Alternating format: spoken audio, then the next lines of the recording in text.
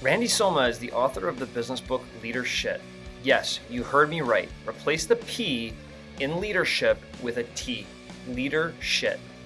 In the book, Rande talks about the incredible broken systems we have in corporate America, where CEOs, boards, and private equity groups are motivated to do bad things and create short-term results that have incredible impacts negatively on the people and the integrity of the organizations they work in. Rande was an intrapreneur with Johnson Controls, where he rose the ranks of what was an $800 million manufacturing company when he began to 15 years later, where he was the president of the company that had grown to $20 billion in global revenues in 26 countries with 75,000 people. What he witnessed as he rose the ranks and has sat on many boards since has really disturbed him, and he wrote the book Leadershit to articulate how our systems are badly broken and provide the wrong incentives. This is certainly an eye-opening conversation where we truly come to understand that all we can control is what we do ourselves, and certainly that we need to be careful with the types of people we associate ourselves with. Hope you enjoy the episode. Rande, thanks for joining us on the podcast. Look forward to hearing a little bit more about your book, your life experiences, and what you're doing with Rande Somma and Associates. Can you please tell our audience a little bit more about yourself and your background, please? Sure. I was born and raised by two a waiter and a waitress at the Pittsburgh Athletic Club. My hometown is Pittsburgh, Pennsylvania. Unfortunately, the Steelers are out of the playoffs, so that's not good. But anyway, the point of that was I didn't have a silver spoon. We raised in a 600 square foot house, 2.7 GPA from a university that most people never heard of. So it wasn't just dropped in my lap, Sure.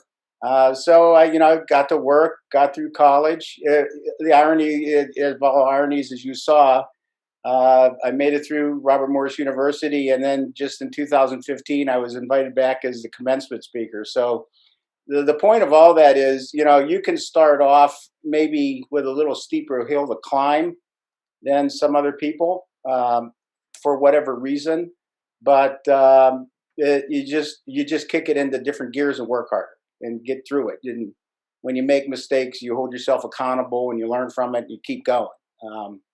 But anyway, my career, I started with at the time Rockwell International, and was in California, Pennsylvania, Kentucky, Ohio. Got moved around in different functions in different plants, and then eventually was hired by Johnson Controls. At the time, was an $800 million manufacturer of interior products to car companies in the U.S. I left 15 years later as the president of the company, and when I left, it was $20 billion annually, 26 countries, 250 facilities, and 75,000 people. So you can imagine the journey coming from where I started to sitting in a room one day and being responsible for 75,000 people. Yeah, no doubt. It's been quite a journey, a lot of hard work, a lot of being blessed. My wife and I have been on the journey the entire time. We just celebrated our 47th anniversary. Awesome. Congrats. So, Congratulations. Thank you. Yeah. I don't know why she's still here, but she's still here. So good for her. That's great. Well, Randy, anyway, I'd love to immediately dive into, you talked a little bit about, your beginning early years in Pittsburgh, and really weren't raised with a silver spoon. You had to earn your way up, and we like to call those intrapreneurs on our podcast, people who are growing within a company. And you're somebody who grew within a company to become the president of it and grow it from 800 million to 20 billion, which is a phenomenal feat. Can you talk to us a little bit about that journey as an entrepreneur? What were the guiding principles that helped you rise within an organization so large and build it so quickly? Well, let me just first say, in terms of me personally, I've been asked I do talks from time to time. I started the executive in residence program at Oakland University here in Michigan. I still do a bunch of work back at the business school at my alma mater at Robert Morris University in Pittsburgh. but I get asked a lot. Was it my goal when especially from business school students and younger entrepreneurs or younger professionals, was it my goal to become the CEO of a Fortune 100 company? And I look at them and start laughing, and I said, no, I never crossed my mind. And they said, well, what was your goal? And I said, my first job that I had out of college, I was a junior buyer at a textile machinery plant, Reading, Pennsylvania. And my goal was there was two dimensions to my goal. Number one, my wife and we were married, and we planned to have a family. Our thought at that point in time was that I was going to be the person that provided the financial resources to the family, and she was going to have the much tougher job of being the mother of our children and my wife. That was an obligation that I assumed. The second obligation that I assumed, the second dimension, was that I was going to fulfill the commitment that and the expectations that my management had of me in doing my job. So I had my head down saying, I'm going to do this job as well as I can possibly do it. Yep. There were times when I would work till 6, go home and eat dinner, and then go back to work. And it was because I didn't feel like I fulfilled it that day. And so I just had my head down, focusing on my obligations, my responsibilities, what my duties were, what was expected of me. And I just delivered on that. And then they tapped me on the shoulder and they said, okay, now go do this job. And I had the same narrative. And they said, okay, now, and go do this job and go do this job and go. So the point is, it's okay to have long-term goals. There's nothing wrong with that. It's probably actually a good thing, depending on how long-term you look. But for me, it's more about meeting the expectations, fulfilling beyond just meeting expectations, but fulfilling your obligations. When you have a position in a company, you have an obligation to fulfill the duties and fulfill the responsibilities that management has asked of you. Now, that should be reciprocal. Yep. Management should also have duties and responsibilities to give you the resources to fulfill those obligations and responsibilities. And I see a lot of that disconnect out there in my days. But so that was the way that I operated as a person, and it basically got rewarded, and it was all driven by the center of gravity of my energy was to be trustworthy and be dependable, and live up to what it was expected of me. Yeah, and it sounds like my wife and by my family, as well as my team and my company. Sure, it sounds like between the combination of pure effort, right? That Pittsburgh Steeler effort of we're just going to keep going and going and going and going, combined with if you had an obligation, you hit it. And probably within the organization, I'm sure when they would say, okay, who can get this task accomplished, it'd be, let's ask Randy to do that, which continued to help you elevate within the organization, which makes a ton of sense. Somewhere along the way on your journey, you saw a different side of corporate America, which led, I think, ultimately to the book that you wrote called Leadershit. And I'd love to talk a little bit more about that the first moment you saw some components that maybe show that there are some broken systems in corporate America, the wrong incentives or the wrong motivations. Where was that along your journey? Was it in the early beginnings, or was it as you were rising within the ranks of the organization? It was as I was two things: rising within the ranks of the organization. People up to a certain level they know what they're being told, they know what's on the website, but they don't know what's going on behind the door in that other room where the real decisions are being made.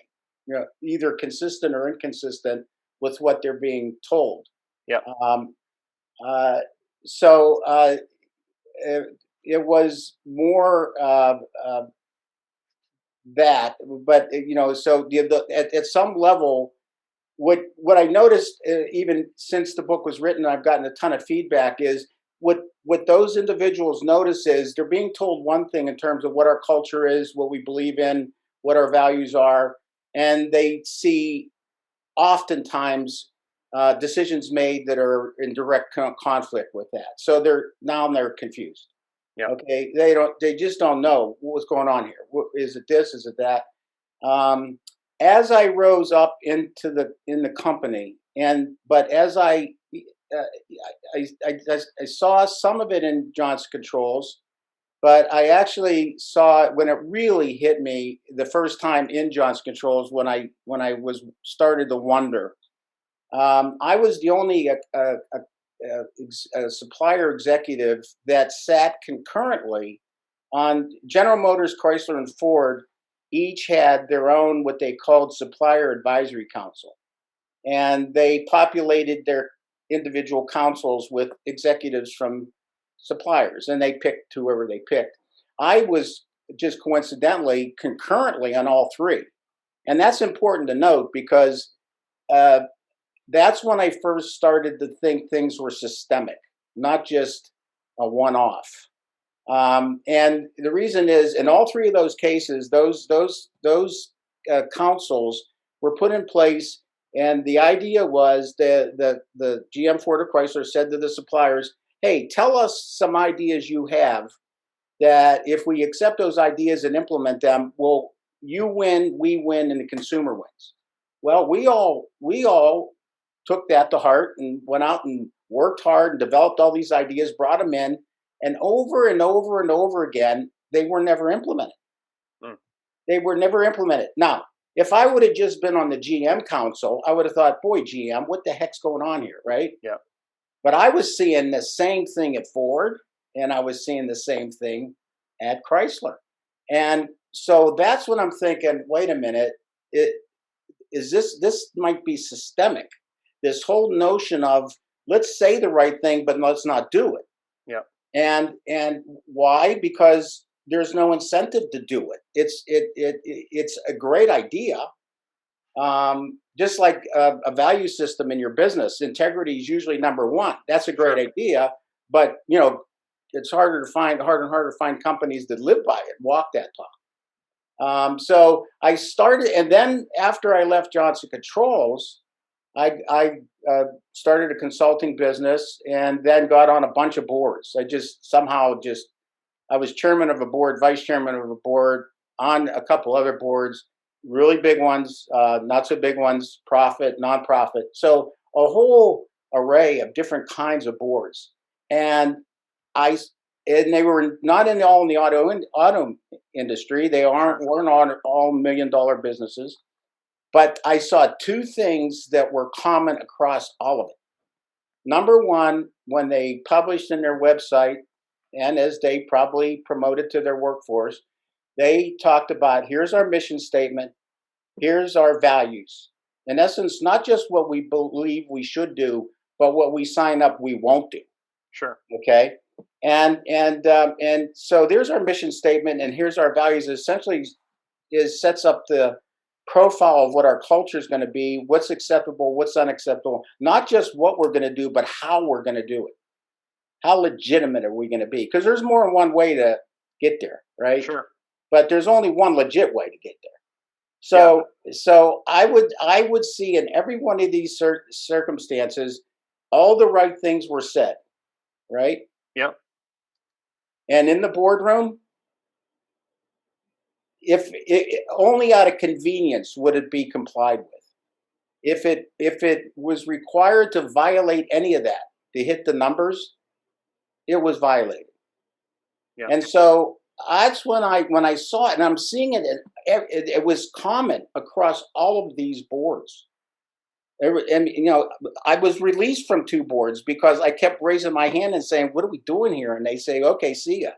Sure. And so that's when I started to think, this isn't just this company misbehaving, or this company misbehaving, or this company having a bad day. This is the norm. Yeah. To say the right thing, but not do it. Yeah, Not, and Randy, do you find through your experience in consulting with the different groups, sitting on boards, is this a systematic issue with public companies only, small to medium-sized businesses, private equity firms? Where do you see it the most? Like, certainly understand from a stock exchange perspective, right? There's a lot of incentive to do the wrong thing, short-term focus and everything else. But if you were talking to small to medium-sized businesses and saying, "Hey, don't get caught in this trap," how would you draw those parallels to them? well, to answer your question, I saw it in all of them, public, private, um, uh, private equity. Uh, I was vice chairman of a private equity company owned by a multi-billion-dollar company owned by a private equity company in New York, and I had a meeting up there in New York, a board meeting in New York. We happen to have it in New York. The company's headquarters were here in Michigan, Sure. and I got to meet the president of the private equity company.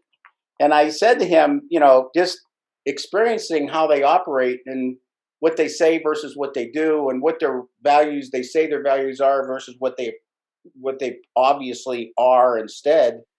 And I said to him, off to the side, I said, you may have a moral compass, but it's only restricted to the borders of Manhattan.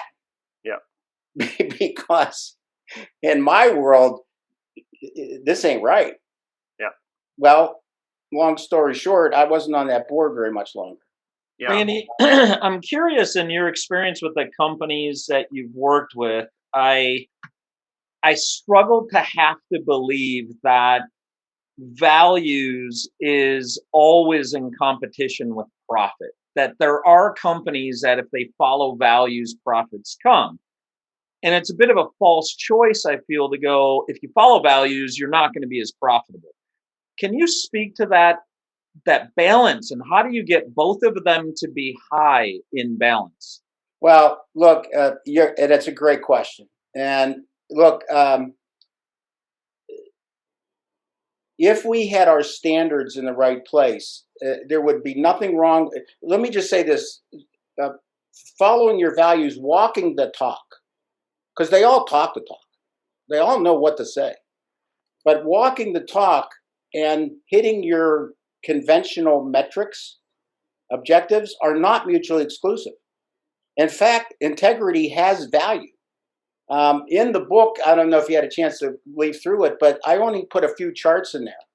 And there was one, and I wanted to make just the point that you're asking about, that in this world that we're in right now, it's allowable to violate the values if that's what you need to do to hit the numbers. Well, if you have to violate the values just to hit the numbers, you should be fired.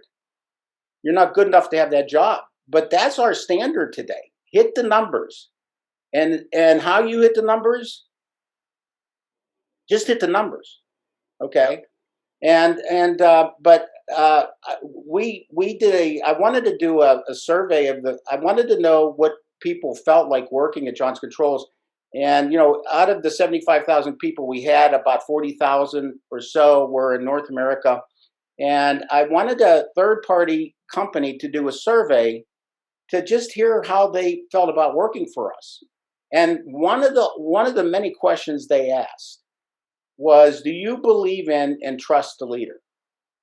And the answer came back, 61% said yes. So I looked at the company that did the survey and said, go please find out why the 39% said no, or I don't know, because 61% isn't good enough to make us world class. And they came back and they gave me the answer. And the answer was, they don't know you. And I said, well, wait a minute, I've been here for like 10 years now. No, they know the president. They don't know Randy. But I'll cut that short unless you want me to go into it more. The bottom line is, though, we worked on that. We did the survey 3 years in a row. In year one, the answer to that question was 61% said yes, they believed in me and trusted me. In year three, that number was 81%. Now, in the book are the charts. Go look at what in that 3-year period, what happened to the revenue? What happened to the EBITDA? What happened to getting awards from the customers? And look at our stock, and not just our stock, but relative to the S&P 500. We blew the roof off. So to your point, if you're in a good company, in the right company, in a company being run right, the values and hitting your numbers are not mutually exclusive. In fact, if you follow the values, the numbers get way better. So is it common that violating values is more profitable for companies? Is that why they do it? It's not more profitable, it's just more easy to get there. Easier. Hey, listen, if somebody said to me, hey, Randy, we got about a 10 million problem for next quarter. What do you think we ought to do? Well, let's lay off 400 people. Do the math. If your value system say you value the people, right? But now all of a sudden, in this case, you're treating them like a line item on a spreadsheet. So it's not. It takes more talent. It takes a very robust culture to hit your numbers by working through your values instead of around them. What's the long-term consequence to all of the short-term decisions to hit numbers? What's the midterm or long-term consequence? Well, first of all, if you believe in culture, if you believe in culture of an organization, whatever it is, whether it's the Pittsburgh Steelers or Microsoft or whatever it is, if you believe that the culture of the organization is important and directly translates into its performance, however it's measured, then the number one thing that gets crushed is your culture. Because nobody trusts leaders. They don't trust the leaders, right? You can show them the website, when you can talk to them about their values, all till your head falls off. But if they don't trust the leaders, their work drops off dramatically. Your turnover rate goes up. People at some point in time they're not liking being there, right? Heaven forbid. I mean, they got to pay their bills, but they also want to get up in the morning and can't wait to get to work, but that depends on what kind of culture they're walking into. Are they being asked to leave their values at the door because they may be asked to do something inappropriate just to hit the numbers? How often or how sustainable is that in terms of asking people? So, and to your question too, the other thing is, somebody asked me a question not long ago after I published the book. When do I have any idea of when we really flipped to where bad was normal and good was bad? And I said, I don't know exactly. I was too close to the forest to see the trees. But in retrospect, I think one thing that happened, I don't know exactly when, was all that mattered was results. But that wasn't the worst part. All that mattered was short-term results. And what the door that opened up was whenever things were tough and the fundamentals of your business wasn't generating the earnings, it allowed you to kick the can and just violate your value and hit the number. I was on a board one time that was about to pay the management team a bunch of bonus money because their year-over-year earnings went up significantly. And when I asked management if they Paretoed the top 3 reasons why that happened, reason number 1 was they laid off 437 people. I mean, if you do the math, you hit the numbers. And here's the thing, you hit the numbers, the bonuses are through the roof, right? So that's the other problem with this systemic issue. The bonuses are so out of whack that it even tempts the most principled person. Can you connect a dot for me here? I'm loving these 2 pieces of what I just heard from you. Culture translates to performance, and when you sacrifice values for profit, you're sacrificing culture. ultimately that's going to sacrifice performance. That's one concept I just got from you. The other one that really was highlighted was that they didn't know you. The 39% of people, they didn't know you. Can you connect those two dots on knowing the leader and the value of that and that helping establish culture? Sure. Well, I can. The number one, in my opinion, the number one thing a leader needs to work for and not expect or be entitled to is being trusted by the workforce. And that requires the leader to walk the talk. I mean, but not just occasionally or when it's convenient. I mean, every day, every minute of every day. Okay. Um, so, so that's the number one thing is to be trusted. Now, the when they came back and the company came back to me, that did the survey and said they don't know you. I said, wait a minute, I've been here for 10 years. They know you, the president of the company, but they don't know Randy. Now, what the lesson this taught me was I needed to humanize myself. People don't trust titles; they trust people. So what we did was we published this internal website, kind of, sort of, and we put profiles of me and my leadership team on the website with a heavy emphasis on our personal lives. Now, I'll tell you a quick story that here's the value that this little tiny story will bring to this conversation, I hope, is so it's out there now for a couple of weeks. And one of the things I did when I took over was shut down the executive dining room and went into the cafeteria with everybody else. That got everybody's attention pretty quick too. And they worked harder. They said, "Holy smokes!" So anyway, me and I happen to have in town the head of Asia Pacific, the fellow that worked for me running Asia Pacific, and we were done with our lunch. And I did put my profile out there, like my team. And one of the things that was on my personal profile was that I was a huge Pittsburgh Steelers fan. So that's out there.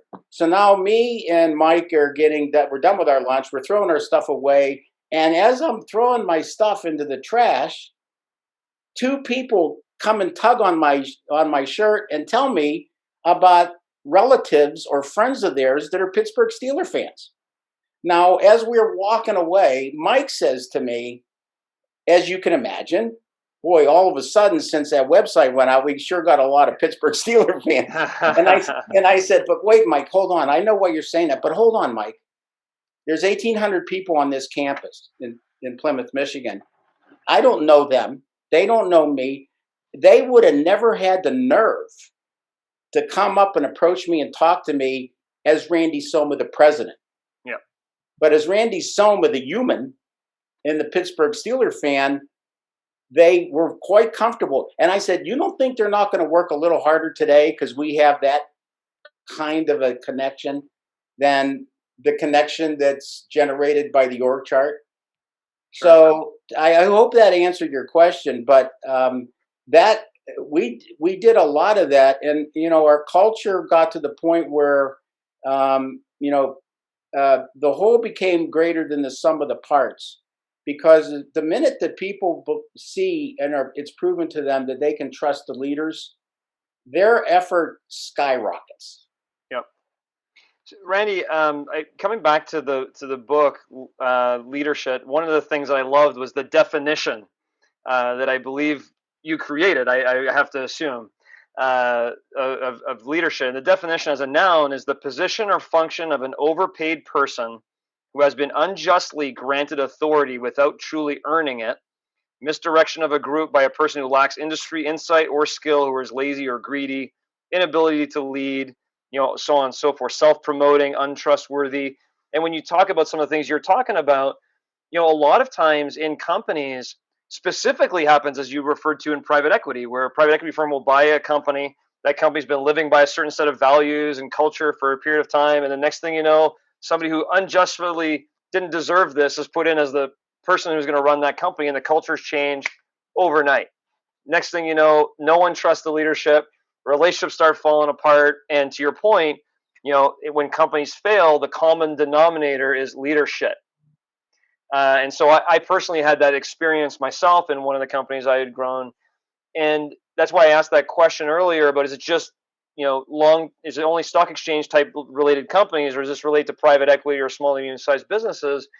And I think one of the things that I look at is in small to medium sized businesses, family owned businesses, as an example, or smaller organizations, I feel like they're more prone to live to that set of values that they have on the wall. The owners are known within the company because of the relationship, and they're willing to go through the test of times with people to get to a certain destination. And it seems like the system that we have today, to your point, you started this earlier. It's, to me, it's getting more and more broken.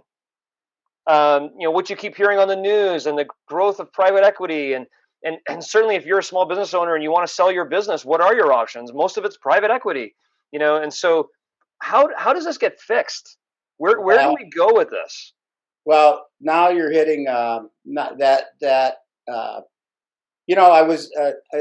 Let me just say, one of the first things I did after the book was published, I did an interview for the Pittsburgh Post-Gazette newspaper, the business section there, and we got done with the interview, and the reporter said to me, he said, "Randy, you said you really don't read much, so why did you write a book? I mean, it doesn't make sense, just it's at its core." And I said, we can talk about leaders being the standards are so low anymore. I mean, I think about that a lot. And by the way, I'll just say real quickly, the same disease, I believe, exists in all leadership. I stuck at the corporate America, but the same disease, in my opinion, exists. Politics is too easy, but I saw it in religion. I've seen it in academia, and and parents aren't being good leaders anymore. Even parents, in my opinion. Yep. Participation trophies, Exhibit A. Sure. So I getting back to what you were talking about is I think that it's just I said to the person asked me, he said, "Well, how did we get here?" And I really couldn't get to that answer, but I thought I told the reporter of the newspaper, I said, I didn't write the book because of my concern about how broken the system is. I wrote the book because I look around me and see the victims of it. Listen, we can write all we want about leadership, but somebody needs to start writing a lot of books about people whose lives are ruined. Absolutely. Literally ruined while they're picking up their $100 million bonus check. I mean, that kind of stuff, I mean, it really makes me ill. But to answer your question, that's where I get stuck, because it seems like the center of gravity has drifted so far to where bad is normal and good, be careful. And I lived it. I tell stories in the book about a couple of times when I took on that system and tried to just simply do what was right and was written down. I wasn't inventing it. And I ended up on the outside looking in every time. Yeah. And even at Johnson Controls, my ending wasn't that great there. And when people ask me what happened there, I tell them, I can't tell you exactly because of my non-disclosure agreement, but I can tell you this. It wasn't because of what I did. It was because of what I refused to do. Yeah, and Randy, we can connect on that one on a different conversation, but similar episode, right? Where grown a company over 17 years, did a transaction to bring some more capital into the business. Next thing you know, I'm challenging what's going on. I'm on the outside looking in, going, what just happened? And 2 years later, the company's in the ground and over with, and it affected hundreds of lives. And it goes back to the common denominator in businesses failing is leadership. And I think what's disheartening a little bit is there is no solution, and it seems like it keeps getting worse and worse and worse. And so I keep thinking in my head, there's got to be a solution. One of the things I don't know if you've heard of before is the long-term stock exchange. Have you heard of that? I don't think so. So there's a new stock exchange that got started called the Long-Term Stock Exchange, that their idea was incentivize companies to focus on long-term investors, environment initiatives, those kinds of things, to make sure they're not just focused on the short-term components of results. So they started a stock exchange for companies like that. But I'm not so sure how we get away from what private equity firms are doing, or some of the boards who just want to hit the results. And I think your point is, it's so easy. It's so easy Well, for them to do those things, and because they well, don't care. here's the thing, and I don't know if I can articulate this. I can think it clearer in my head than I've tried to practice saying this a number of times, and I'm not that good at it yet. But hopefully, I can stumble through it. And the the the real problem now is there were always people that misbehaved. There was always people that broke the rules. There were always people that were, illegitimate. But there was always backstops. There was always, like the board of directors, right? I mean, when people come to me and complain to me about the CEO being, illegitimate, they say one thing and they're doing all this other stuff that's inconsistent. They're hitting their numbers, but it's all illegitimate. But but the bonuses are so high they're willing to go illegitimate. Hmm. But then they on and on and on about the CEO, and I sit back and say, where's the board? Where's the board? That's their job. If you were sitting with friends at a really nice restaurant, and this 10-year-old kid was running around making noise and trouble and banging on things and stuff, you wouldn't yell at the kid. You'd look around for the parents, right? Yeah. Well, you know where the parents are now? They're running around with the kid. We used to depend on. I'll get out of sync here a little bit. We used to depend on, in terms of our justice system in this country. There was always going to be these deviants, right? Yep. These people that had these other agendas. But the our justice system was right down the line. Yep. Facts, facts, facts, facts, facts. Right? That was the backstop. You trust them now? No. So who is it now? Who do you go? Where is the place to go to stop this? Is to your question. Yeah. We always used to have the backstops, whether it was the parent being a good parent instead of a pal, Yeah. or whether it was the board of directors letting go of a CEO who wouldn't do their job, instead of saying, "Hey, Randy, why you keep complaining? They're trying to bring lunch in." Yeah. And so that is such a great question. I really don't know what flips this back right side up. Well, I'd love to hear, Randy, for our listeners who run companies, if they are listening and going, I'm one of those people that at some point in my past, it was leadership. And I was willing to exchange doing what was right behind the scenes for profit. They listen to this podcast. This is part of their journey. They want to right the wrong with their people and straighten up moving forward.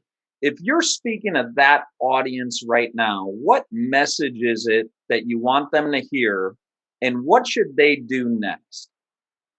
Well, it's almost, the answer to that is it's a great question. The answer to that is overly simple in a way.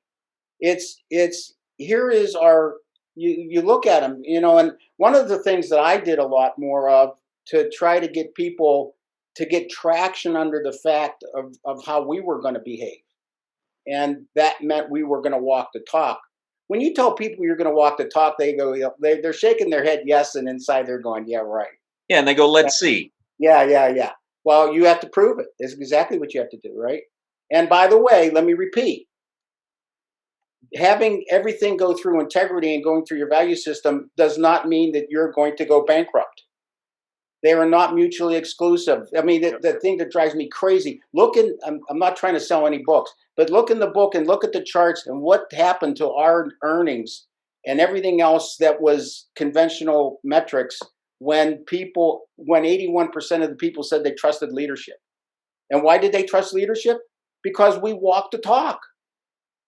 every single time, even when I would have rather done a lot of other things, but I didn't, because that's the rules. You set those boundaries. Nowadays, there's no boundaries. Do whatever you got to do to hit the number.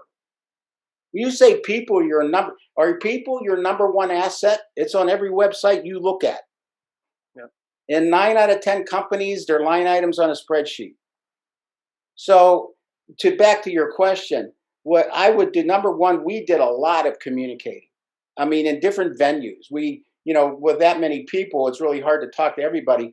But you want to get in front of them as often as you can, and you want to humanize yourself.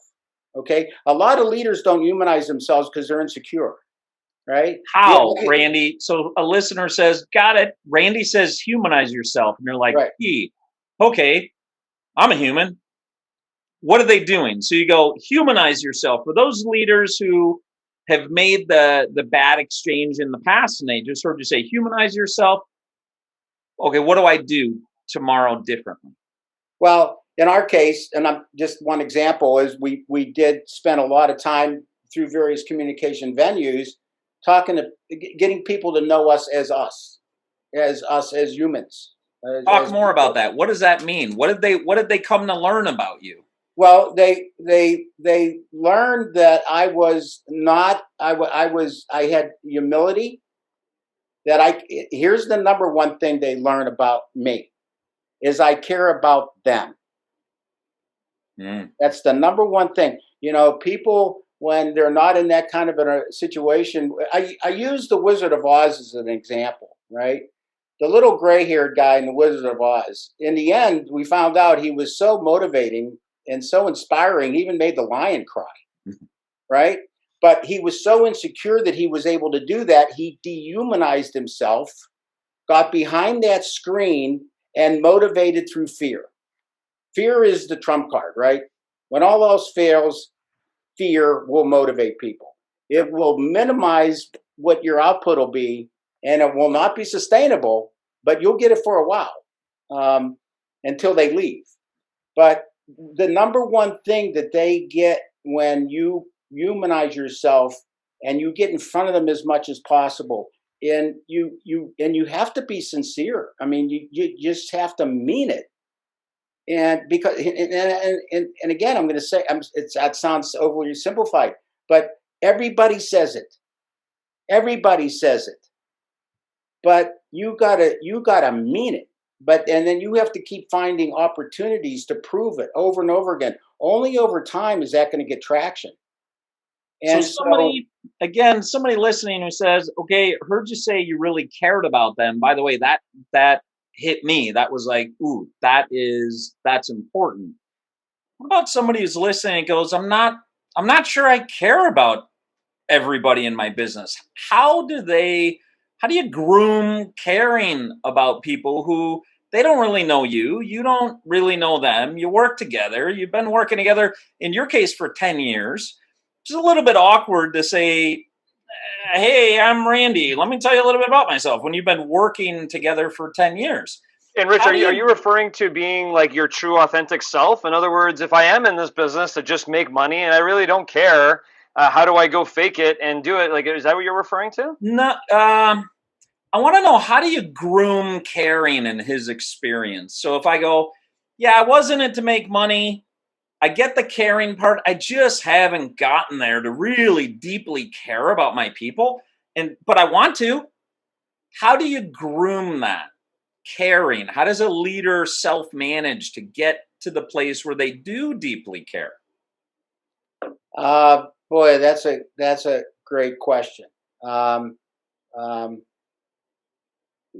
I I'm trying to figure out. I've got different ways to answer that, but first of all, it comes from that is required to be there. Now, it's your culture. I mean, there were some things in our business that were, that there was some flexibility, but there were some things in our business based on our culture was like a template.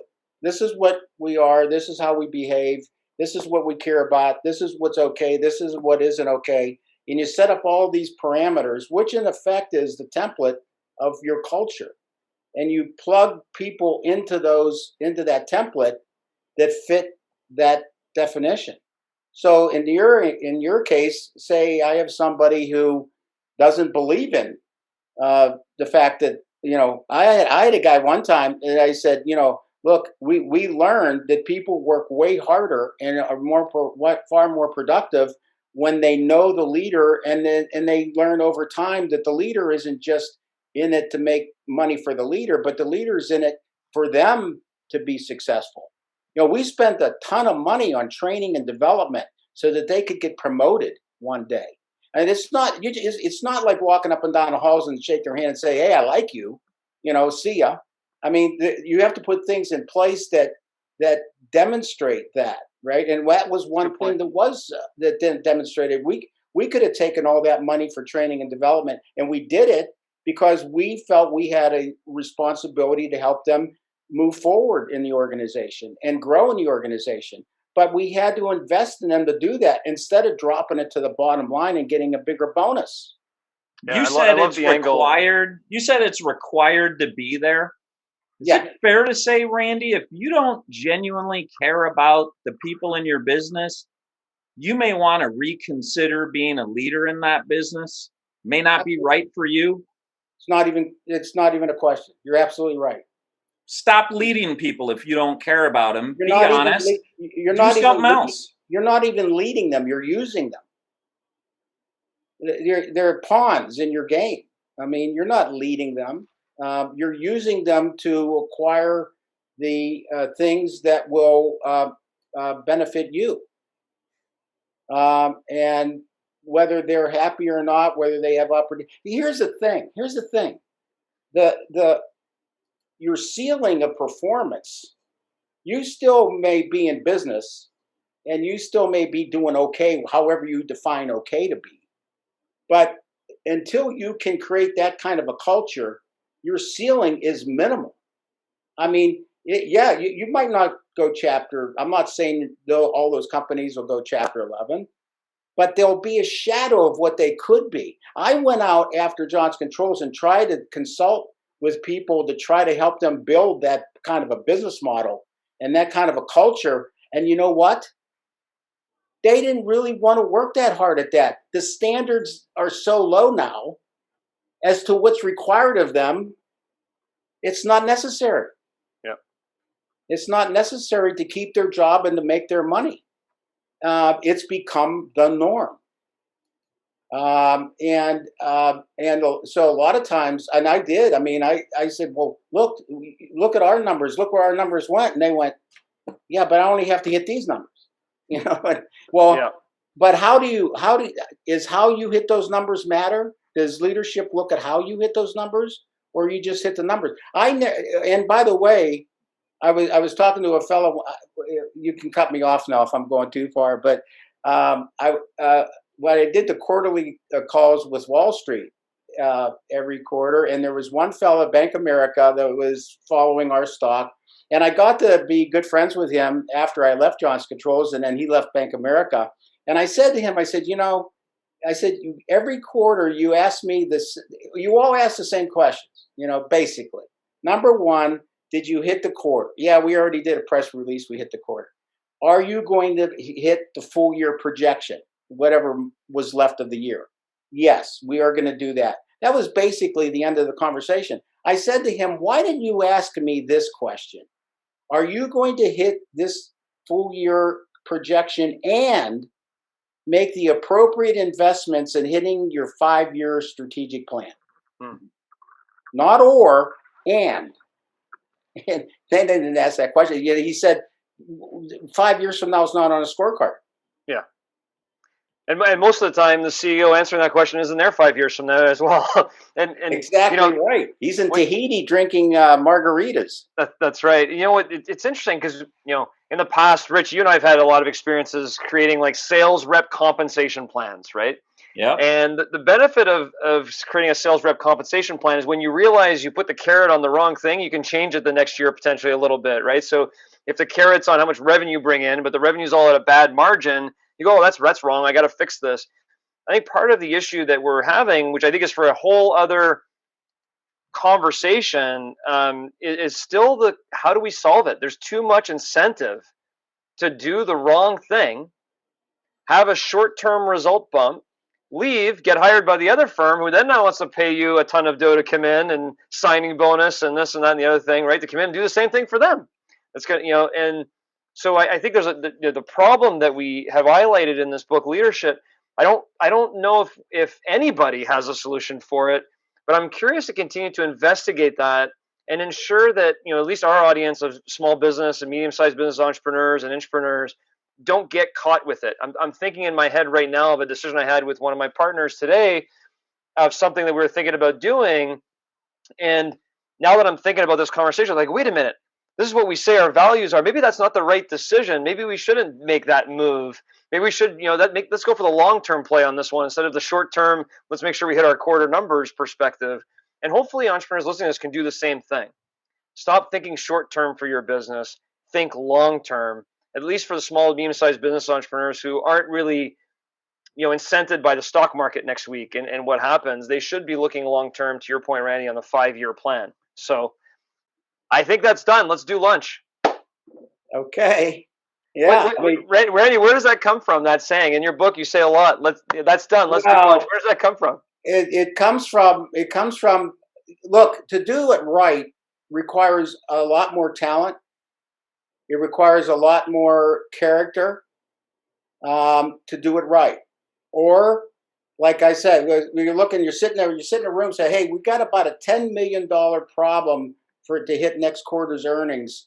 What do we need to do? Well, you can come up with a lot of things that you can do in terms of cost, efficiency, and whatnot, whatever. Or you can say, let's lay off 221 people. Do the math, that hits the numbers, let's do lunch. The problem is that the standards are so low of what is required of our leaders. We're getting those kind of leaders, and we're getting that kind of behavior. And they're getting rich, and people are being victimized by it, and it makes me ill.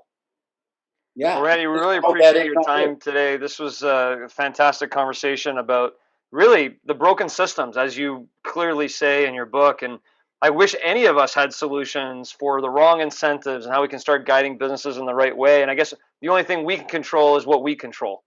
And I appreciate you sharing your story with us and certainly giving me a lot to think about. And I'm sure entrepreneurs a lot to think about in terms of how they go forward in their path and ensuring they build a business with full integrity. And to your point, talent and character, do it right. So thanks a lot for your time. I really appreciate it. Thank you, Randy. Hey, thanks a lot. I really appreciate you guys inviting me, and good luck to both you and your entire goals going forward. Great, thank you. Stay with us for a few more minutes while Rich and I break down the podcast. Have talent and character and do it right. That's certainly the message that I would like small, medium-sized businesses or entrepreneurs, intrapreneurs to take away from this conversation. And what strikes me over and over again is that it's so easy. The standards are so low that we have to be careful as entrepreneurs. We have to watch what we're doing. We have to watch how people are viewing us. We have to walk the talk, not just talk the talk. And I think one of the areas you had talked to Randy about that I really loved was how can you show you care? Going to talk to somebody at the water cooler and saying, hey, nice weather out there today, right? Doesn't show that you care. Investing in them shows you care. Understanding what their needs are and investing behind their needs shows you care. But I've seen way too many companies that have seen this fate happen all too recently for me, where the company isn't being run for the right reasons, with the right integrity, with the right trust amongst the leaders.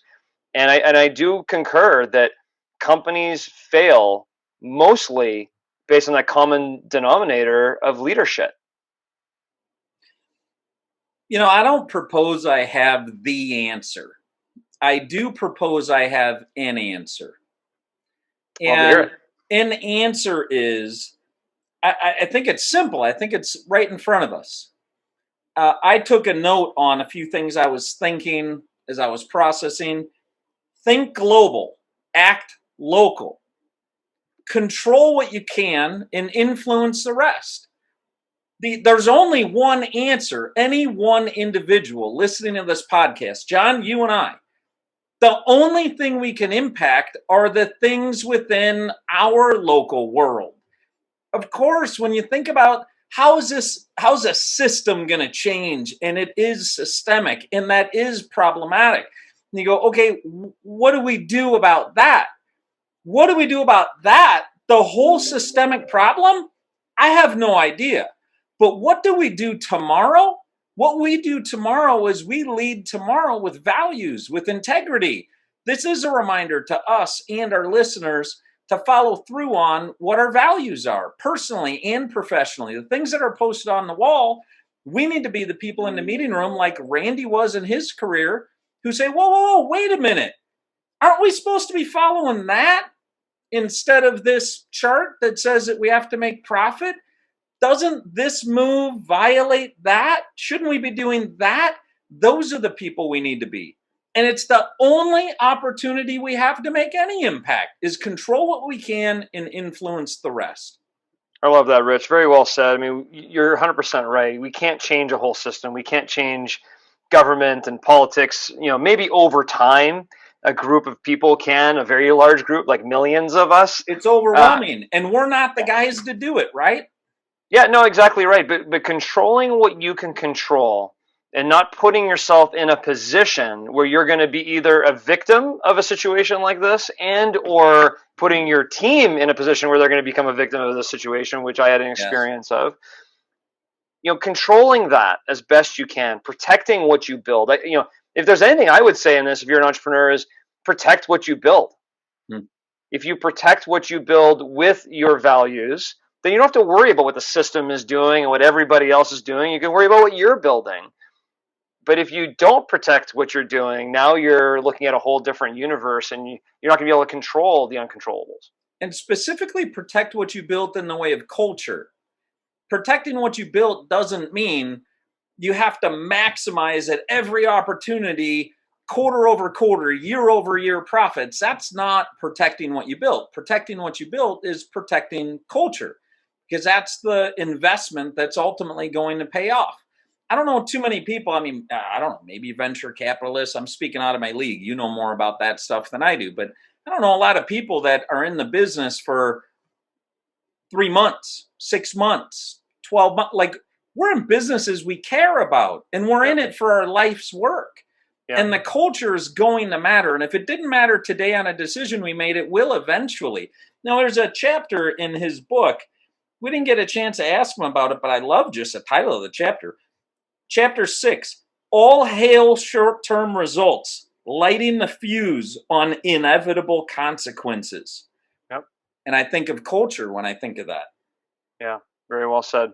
I certainly love the idea too that here's another intrapreneur, but just like Mike Stone, our first episode ever, talking about growing within a company and what it takes to grow within a company.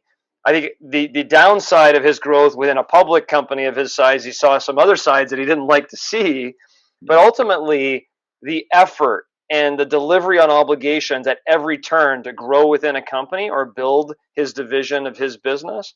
I really liked hearing that story, because I think it plays true whether you're an entrepreneur or an entrepreneur trying to grow your business, and staying true to who you are. Much easier to control when you're the entrepreneur of your own business than you are within a larger organization, because you can, sometimes other people will dictate where that goes. But love this story of growing up in Pittsburgh and building to get to see a whole different universe of a $20 billion company. I'm sure there's a lot more stories he could share. Oh, yeah. And one of the things that really hit me was when he was talking about the shareholders would ask, did you hit the quarterly results? Well, yeah, I gave you the press release. You already knew that. You're going to hit the annual results. Well, yeah. Okay, we're done. And then he said, well, why aren't you asking me, not only did we hit the numbers, but are we investing for our 5-year vision? Are we making the proper investments for that? That really struck me, because I've never heard it asked quite that way. And it's a brilliant question. First of all, it requires that you have a 5-year vision. Correct. And some businesses don't. But it also requires making profit isn't enough. making profit and investing in the future is enough.